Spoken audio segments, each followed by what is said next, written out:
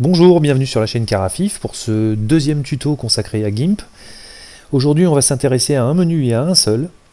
Vous avez pu voir après installation et après l'avoir un petit peu trifouillé au début que GIMP est très dense en termes de menus, d'options, d'interface, et que c'est très difficile bien entendu de vous en détailler la totalité sur un seul tuto. Ça demande de longues heures d'apprentissage, de découverte, de curiosité. Souvent, lorsqu'on ouvre pour la première fois un logiciel comme celui-ci, on ne sait pas trop quoi faire dessus. Alors on va voir un menu tout simple qu'on va pouvoir utiliser tout de suite, qui va être très productif pour tout photographe qui se respecte. C'est le menu couleur, qui se trouve dans la barre de menu au-dessus. Alors pour ça, on va ouvrir une image. Moi je vais le faire depuis mon petit onglet historique. Mais vous auriez très bien pu faire Fichier, Ouvrir, et aller chercher l'image de votre choix en cliquant sur Ouvrir. Voilà, là on a une petite image que j'avais faite en explozoom sur un arbre, qui va nous permettre un petit peu de trifouiller ce menu couleur. Donc dans le menu couleur, vous avez différents outils qui sont très intéressants et très productifs dès le début, je le disais. On peut prendre par exemple l'outil teinte saturation. Alors l'outil teinte saturation, c'est un outil dont on se sert très vite et beaucoup. C'est un outil qui permet de jouer, comme son nom l'indique, sur la couleur et sur la saturation des couleurs. Si je clique par exemple sur Mettre, toutes les actions que je vais avoir sur la photo vont concerner la totalité des couleurs. Si par exemple je fais saturation et que je la gave, ça va gaver bien entendu la totalité de la saturation de toutes les couleurs de mon image. Je vais réinitialiser ici. Si par exemple je ne m'intéresse qu'à la couleur bleue, que je trouve peut-être trop dense sur cette image, je vais la sélectionner et baisser sa saturation, par exemple. Ainsi, je vais garder l'espèce de jaune-vert des fleurs, mon marron, et je vais baisser sensiblement mon bleu. Je peux aller chercher aussi dans d'autres couleurs, par exemple sur le cyan. Vous voyez, petit à petit, j'affine, parce qu'il y a différentes nuances de bleu, donc je vais chercher dans les différentes nuances celle qui m'intéresse, pour soit la réduire, soit l'augmenter sensiblement. C'est ce que je viens de faire sur mon ciel bleu, qui là pour le coup est vraiment très flashy. Mais voilà un outil très utile.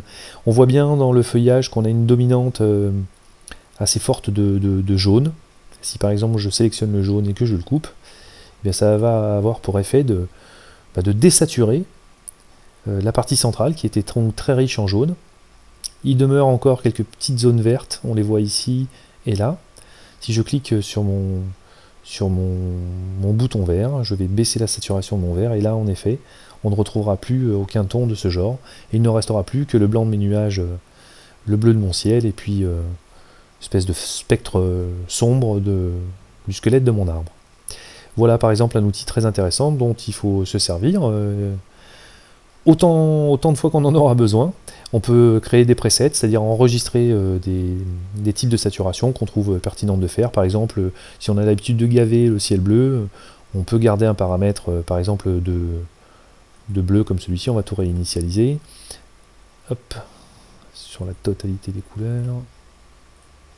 Mon magenta, mon vert, qui est un petit peu bas. Mon jaune, que je vais réinitialiser.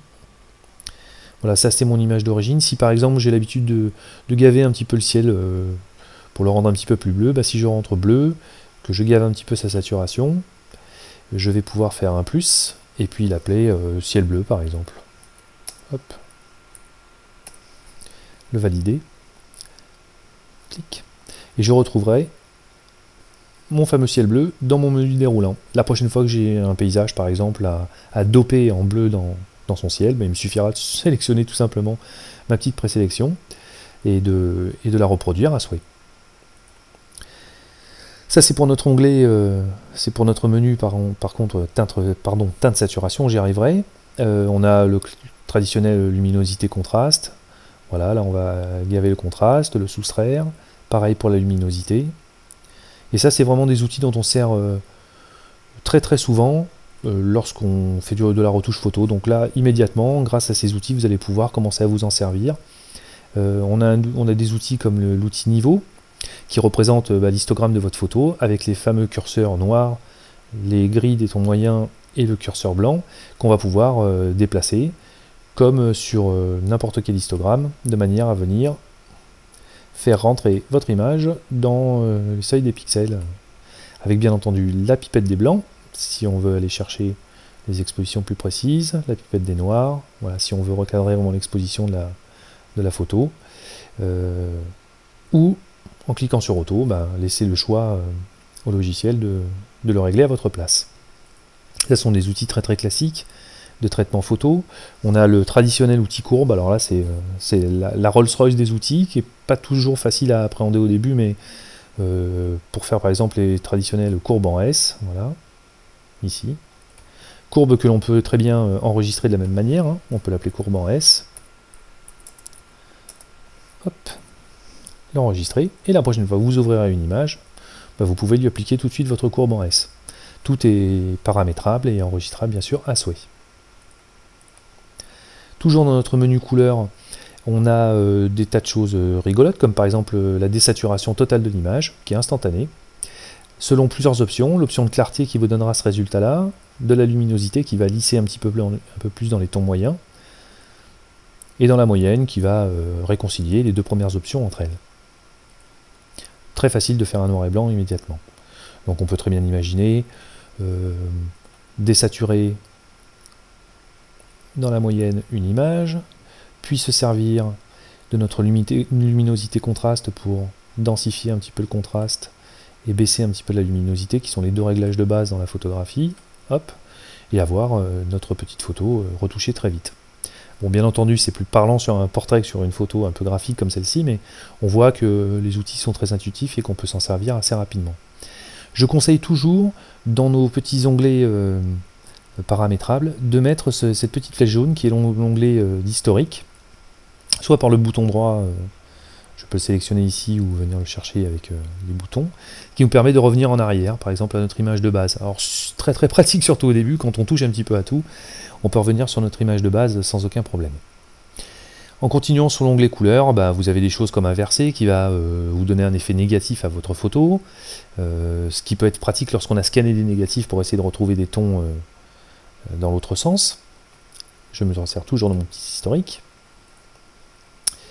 Et puis vous avez un petit bouton auto qui vous permet de renforcer le contraste automatiquement, de faire plein de choses voilà, sur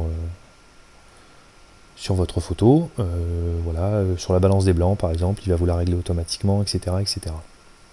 Et puis en dessous, on va rentrer dans une petite collection de filtres intéressantes, par exemple comme celle-ci, où on va pouvoir sélectionner dans les teintes différents paramètres, double-cliquant, en essayant de trouver des nuances qui nous semblent pertinentes, et en l'appliquant, l'outil va travailler ici, voilà, pour donner des effets différents à vos images.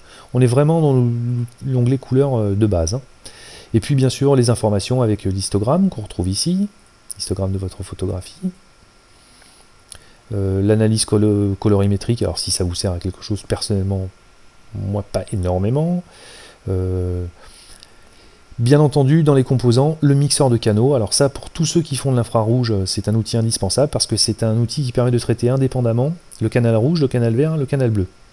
Vous savez que quand on fait de l'infrarouge, il faut réduire les rouges à 0 et gaver les bleus à 100% sur le canal rouge, et sur le canal bleu, gaver les rouges à 100% et baisser le canal bleu.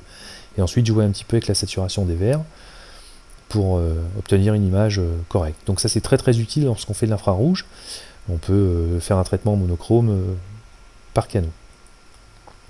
Voilà, tout ça vous le retrouvez dans l'onglet couleur, qui est un des onglets, des menus pardon, qu'on utilise le plus. C'est celui que je vous invite à découvrir en premier, parce que vous aurez dedans tous les outils classiques qui vous permettront de vous familiariser avec GIMP, comme l'outil colorier l'image.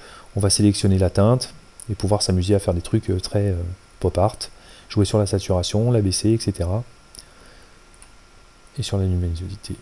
Voilà. Vous voyez, on peut faire des trucs un peu rigolos. Ce sont des outils bien sûr qui doivent être utilisés à bon escient et pour des choses bien précises. Donc je vous invite à découvrir les outils afin de vous familiariser avec eux et de trouver l'utilité qui convient à ce que vous souhaitez faire.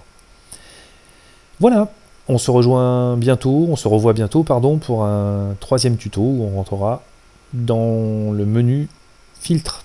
À bientôt.